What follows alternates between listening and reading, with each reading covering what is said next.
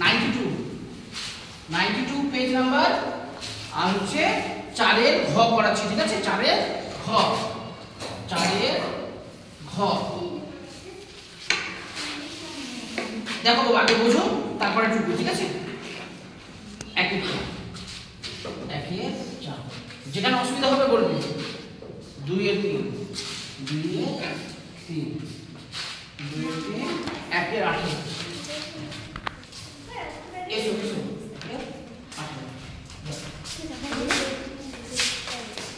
এই যে দেখো ব্ল্যাকবোর্ডে এগুলোকে আমরা কি করছি? ভগ্নাংশ করছি। এই ভগ্নাংশগুলোকে আমরা ছোট থেকে বড়তে পরিণত করব, ঠিক আছে? সাজাবো ছোট থেকে বড়। এই ভগ্নাংশগুলোকে আমরা কি বলবো? কোন ধরনের ভগ্নাংশ বলবো? প্রকৃত ভগ্নাংশ। ভগ্নাংশ হচ্ছে 3 প্রকার। একটা হচ্ছে প্রকৃত ভগ্নাংশ, অপ্রকৃত ভগ্নাংশ, মিশ্র ভগ্নাংশ। যে ভগ্নাংশের হর বড় হবে লব ছোট হবে তাকে আমরা বলবো প্রকৃত ভগ্নাংশ। দেখো হর হচ্ছে হরের মহাদেব সবসময় নিচে থাকে, সেই জন্য হর মনে রাখতে সবসময় নিচেটা হচ্ছে হর।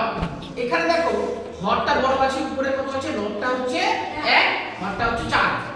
অর্থাৎ হর বড় হতে গেলে তাকে আমরা বলবো প্রকৃত ভগ্নাংশ। বোঝা গেছে? আমাদের প্রথম কাজ হচ্ছে হরগুলো লসাগু করব। হরগুলো কি করব আমরা? লসাগু। তাহলে 4 3 18 লসাগু করছি আমরা। দেখো এটাও 2 দিয়ে ভাগ যাবে, এখানে 8 লাস্টেরটাকে ধরবো আমরা।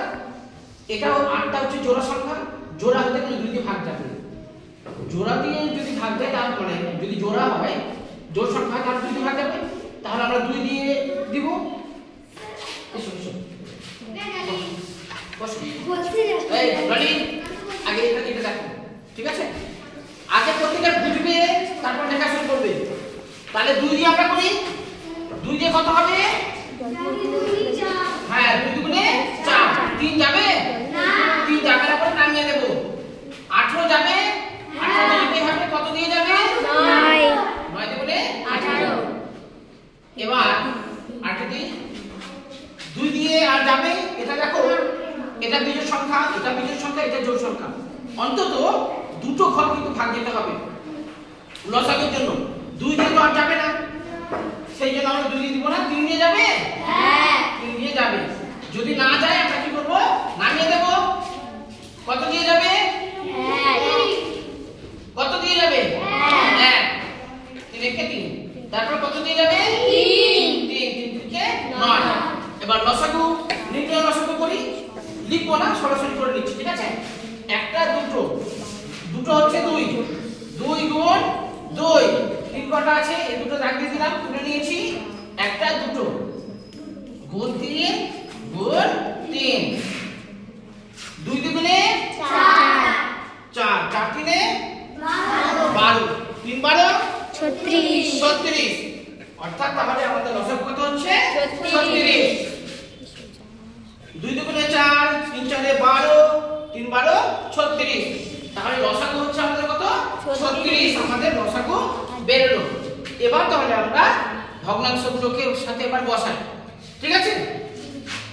লসাগু বুঝতে কারো অসুবিধা নেই তো? তাহলে দেখো এবার 1 এর 4 গুণ, এখানে কত লিখবো আমরা? 36। লসাগু আমরা 36 পেয়েছি না? 36 লিখলাম। বুঝতে পেরেছো বাবা? এবার 4 দিয়ে আমরা 36 কে ভাগ করব, কত দিয়ে যাবে? 9 4 9 36। 9 যেটা বেরিয়েছে এটা দিয়ে আমরা উপর থেকে গুণ করব। উপরে কত আছে? 1, কত হবে? 9 9 কে 9। এবার তারপরেরটা 2 এর 3 গুণ 36, কত দিয়ে যাবে ভাগ? 12 3 12 36। কত গুণ করে কত হবে? 24 হয়েছে। 3 12 36, 12 দুগুণে 24। এবার 1 এর 18 গুণ 36 ভাগ যাবে 2 2 2 কে 2 হয়েছে।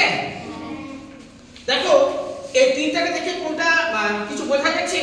এখানে 9, এখানে 24, এখানে 2। তাহলে কোনটা ছোট হবে সব থেকে? 2 ছোট।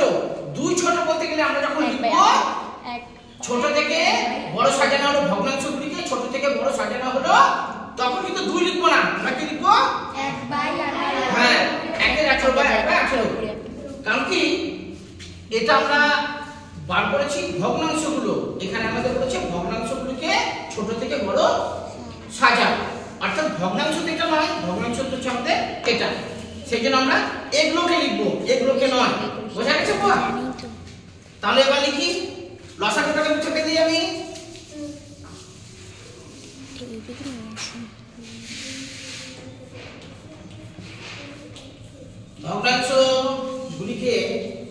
ভগ্নাংশগুলি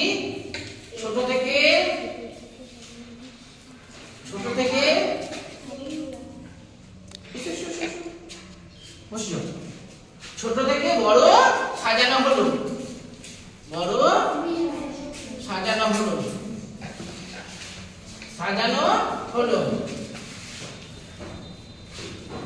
তাহলে প্রথমে ছোট কোনটা? 1/18।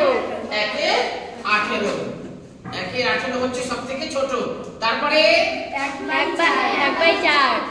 1/4 আর সবার শেষে 2/3। 2/24 কোথায় আছে? 2/3। এটা হবে না তো, এটা দেখে আমরা বুঝবো যে কোনটা ছোট কোনটা বড়। হ্যাঁ, আর ভগ্নাংশ বলছে না, ভগ্নাংশগুলিকে ছোট থেকে বড় সাজাও।